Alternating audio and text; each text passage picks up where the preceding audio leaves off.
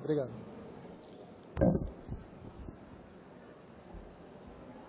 Bom, boa tarde a todos. Agradeço o convite da organização. Bom, coube para mim falar sobre como lidar com o biofilme. Eu vou falar de alguns tópicos relacionados a isso, não vou entrar nos tópicos das apresentações na sequência. Então, o primeiro ponto relacionado à infecção em implantes ortopédicos com formação de biofilme é o conceito da corrida pela superfície, ou seja, com a colocação de um implante, há uma corrida, uma busca pelo encontro da superfície desse implante, tanto pelos eventuais contaminantes quanto pelo sistema imune do paciente. Quando a gente tem eventual colonização efetiva do implante, existem uma série de mecanismos de evasão das bactérias que contaminam esses implantes em relação à capacidade de clareamento bacteriano. O mais estudado é Staphylococcus aureus. Dessas vários mecanismos, a gente vai se deter hoje na questão da formação do biofilme. Então, o biofilme é uma forma de organização bacteriana que não está restrita só a implantes, ela acontece também em outras infecções osteoarticulares e infecções também não musculoesqueléticas. O biofilme, ele limita a penetração de antibiótico, ele inibe o clareamento a partir de células do sistema imune, tanto neutrófilos quanto macrófagos. Ele é, por natureza, resistente à eliminação mecânica, especialmente quando ele segue esse processo de maturação que tem nesse desenho, e se torna um biofilme maduro, que é o que acontece com poucas semanas. E a gente vai ver que a estrutura do biofilme e o gradiente que ele tem de nutrientes e oxigênios é um ambiente muito propício para a persistência de células bacterianas que vão ser de longa persistência e com organização em variantes de colônias pequenas, que também tem um impacto na recaída dessas infecções. Então, se a gente olhar do ponto de vista de microscopia eletrônica, a formação do biofilme, a gente vê que numa primeira fase tem essa adesão de células numa camada mononuclear. Depois, com o passar do tempo em que esse biofilme matura, ele acaba ficando embebido nessa capa de glicocálides, e a partir de algumas semanas isso dificulta muito a eliminação dessas bactérias que estão envoltas nessa matriz extracelular do ponto de vista mecânico. E a gente vai ver que do ponto de vista de antibiótico terapia também há uma limitação muito grande para que o antibiótico consiga penetrar e chegar nessas bactérias. E depois dessa maturação, ela começa a ter uma fase de dispersão, em que essas bactérias elas saem tanto na forma de bactérias planctônicas, quanto por saída de pedaços do biofilme para fazer focos de infecção à distância. Então, essa estrutura, ela dificulta muito a abordagem terapêutica, né? O biofilme está relacionado tanto à recorrência quanto à falência terapêutica, com a persistência do foco infeccioso, e ela é responsável por uma diminuição drástica da ação dos antibióticos nesse tipo de infecção. Então, se a gente tiver analisar a concentração inibitória mínima da mesma cepa bacteriana na sua forma planctônica e na forma que ela está no biofilme, a gente tem aumentos dessa concentração inibitória mínima da ordem de alguns logaritmos. Isso faz com que muitos antibióticos que a gente está acostumado a tratar infecções não relacionadas com biofilme, eles deixem de funcionar no biofilme.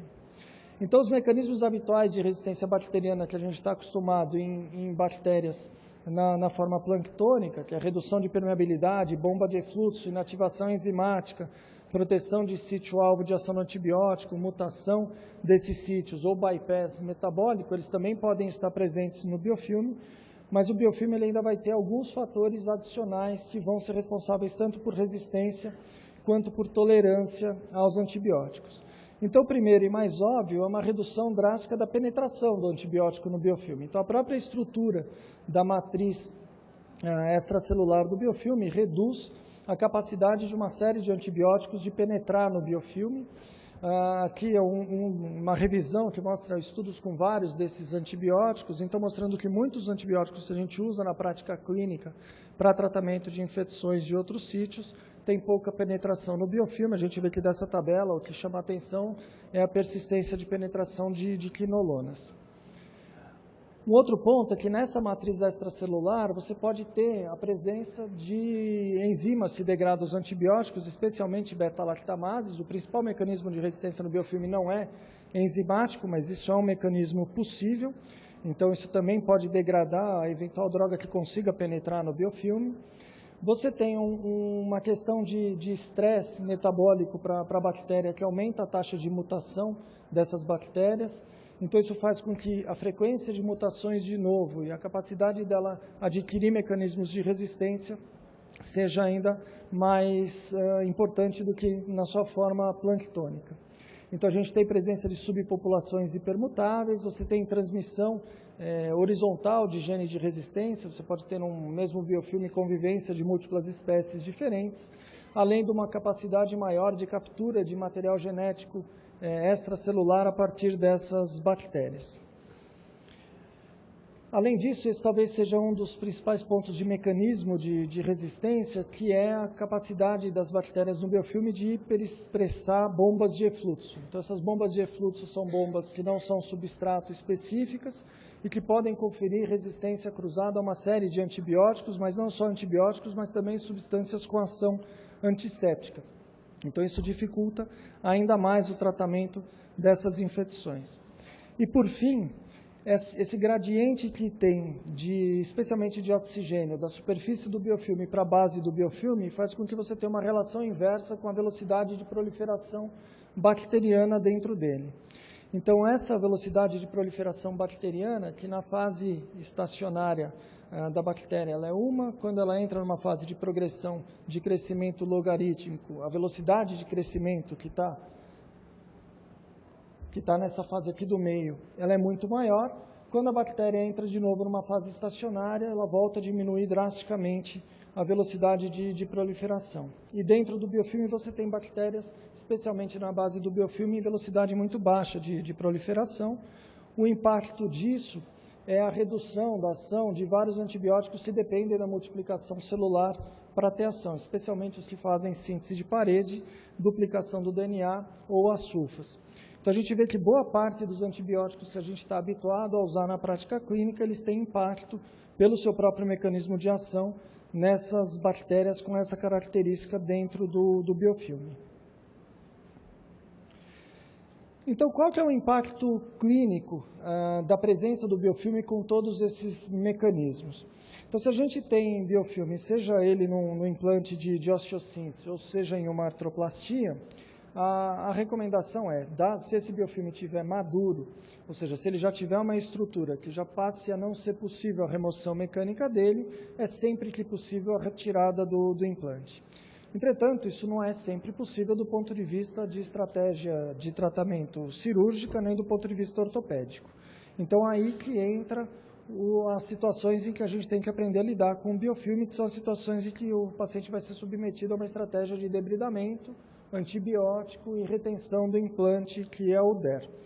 Então, o DER ele pode ser eventualmente indicado em qualquer situação, mas as taxas de sucesso dependem fundamentalmente do critério de indicação do debridamento com a retenção do implante.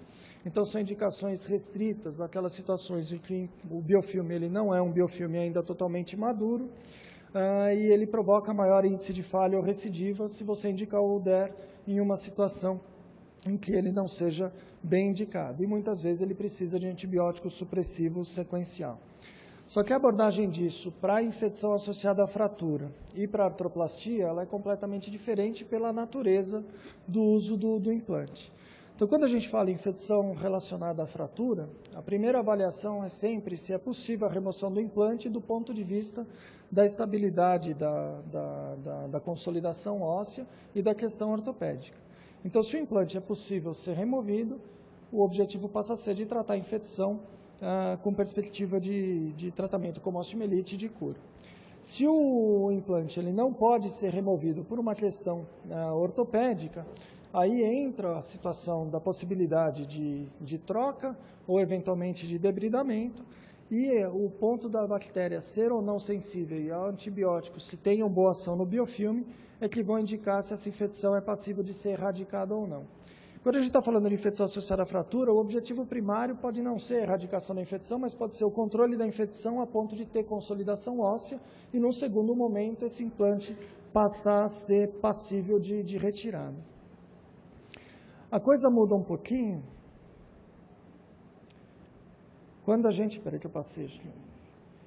Quando a gente vai falar também em artroplastias. Então, isso daqui é um estudo que avaliou a taxa de sucesso da estratégia de debridamento com retenção do implante, tanto para a osteossíntese quanto para a artroplastia, mostrando uma taxa de sucesso bastante alta, mas quando ele respeitava alguns critérios de indicação do debridamento com retenção. E os critérios eles têm relação justamente com a avaliação da maturidade do biofilme. Então, se os sintomas do início da infecção eram sintomas mais recentes, com menos de 3 semanas, se o implante estava estável, ou seja, se tem soltura de uma artroplastia, a indicação da revisão já passa também a ser pela própria soltura, se você não tinha grande comprometimento de tecidos moles, e também se o agente contaminante que estava no biofilme é suscetível a drogas que tenham boa ação no biofilme. Então, se a gente for ver nas estratégias daí, exclusivamente para as artroplastias, a gente teria como estratégias com manutenção funcional de tratamento, ou debridamento com retenção, ou a troca da prótese em 1 ou em 2 tempos. Como nós estamos falando de lidar com o biofilme, nós vamos deter aqui no debridamento com a retenção, com indicações nas infecções que são infecções precoces, ou aquelas que cursam no período pós-operatório bastante recente, com pouco tempo de duração de sintoma, e com isso ainda sem maturação do biofilme, ou eventualmente nas infecções tardias, agudas, hematogênicas, que também têm um período de duração dos sintomas mais curto, e também eventualmente é possível preservar o implante. E naquelas situações em que há uma restrição clínica para uma cirurgia de retirada e troca do implante, muito comumente em situações em que há restrições do ponto de vista de morbimortalidade cirúrgica, que daí o debridamento com retenção, por ser um procedimento menos invasivo, seguido de antibiótico supressivo, ele passa a ter só um objetivo de controle da doença sem erradicação. E os fatores de risco relacionados para a falha, ou seja, para situações em que você não consegue eliminar o foco por não eliminar o biofilme, é justamente naquelas situações inversas do trabalho anterior. Então, quando você tem duração da sintomatologia prolongada, ou seja, o biofilme já é maduro e não é passível de ser removido por remoção mecânica, infecção crônica pela mesma razão, quando já tem presença de fístula, quando você tem incapacidade de fechamento da ferida ou de cobertura da ferida operatória, idade avançada e comorbidades, o fato de ter feito um debridamento prévio, e aqui outros 2 pontos que são a presença de infecção por áureos, por enterococo e por cândida, que são fatores de risco para falha de preservação do implante, e quando você não é possível ou não usa a rifampicina associada. Então, se a gente for avaliar a questão do uso da rifampicina, tem bastante literatura com trabalhos apontando para diferentes lados, mas essa daqui é uma revisão sistemática com meta-análise que saiu esse ano. Então, ela avalia o uso de rifampicina para infecções relacionadas a implante por estáfilo e por estreptococo, não necessariamente ortopédicas. Vocês vão ver que a última linha ela fala de endocardite de válvula protética, para avaliar o uso de rifampicina. Então, a gente vê que a maior parte dos estudos, eles são estudos de infecção relacionada à artroplastia, de implantes de coluna, e a maior parte delas de infecções estafilocócicas, muito mais do que estreptocócicas. E quando a gente avalia também o número de estudos, é fundamentalmente para infecção de artroplastia submetida a debridamento com retenção, com um fator protetor em relação a risco de recaída, bastante significativo quando você usa a rifampicina. Então, quando a gente vê aqui no combinado dos dados, a gente vê que a rifampicina tem um fator protetor quando você está diante de um tratamento com retenção do implante, em que obrigatoriamente você precisa tratar o biofilme além do debridamento cirúrgico. Mas aí, entrando na parte final, além das medidas para a gente tentar tratar o biofilme, tem as medidas para a gente tentar impedir que o biofilme aconteça. Eu não vou entrar muito em detalhe, porque isso foge absolutamente da minha área de compreensão, mas você tem muitas tecnologias relacionadas ao implante. Então, você tem tecnologias que visam minimizar a adesão bacteriana e inibir a formação do biofilme, ou que confere à superfície do implante alguma ação bactericida. Isso pode acontecer por três maneiras, ou por modificações passivas da superfície do implante, que envolvem alterações estruturais, alteração da superfície do implante, diminuindo rugosidades que poderiam ser pontos de adesão bacteriana, fazer com que as superfícies sejam mais hidrofóbicas, em que isso dificultaria essa adesão, mas sempre tem que pesar que a capacidade de adesão bacteriana, ela envolve mecanismos que não são tão diferentes da capacidade de adesão de células que vão ser responsáveis pelo processo de osteointegração depois. Então, se você impedir também, por alguma forma, a adesão de osteoblastos, isso vai ter impacto na funcionalidade do implante. Outras modificações ativas seriam revestimento com soluções que poderiam ter alguma ação bactericida e que poderiam provocar a morte da bactéria, ou por contato direto com o implante, ou por eluição de droga. Isso pode ser tanto por drogas antibióticas, quanto por antissépticos, quanto por prata, mas sempre com o risco de comprometer esse processo de osteointegração. E também, eventualmente, o uso de carreadores e de revestimentos locais, que seria, por exemplo, o uso de hidrogel revestindo a prótese com presença de antibiótico. E, por fim, a gente teria como alternativas mais recentes o uso de bacteriófagos. Não entrou aqui o último slide que eu tinha colocado, mas o uso de bacteriófagos tem uma revisão recente desse ano, fez uma revisão do Clinical Infectious Disease, colocando todos os estudos clínicos com uso de bacteriófago para tratar infecção relacionada a implante, especificamente ortopédico. E a revisão ela só encontra um estudo clínico, que era um estudo clínico com 22 pacientes tratados com bacteriófagos, comparado com série histórica. Não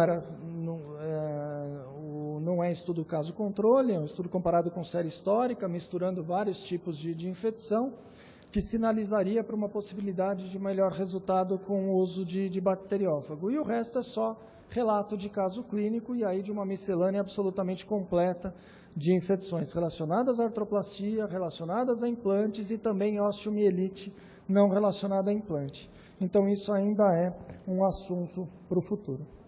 Acho que era isso que eu tinha para colocar.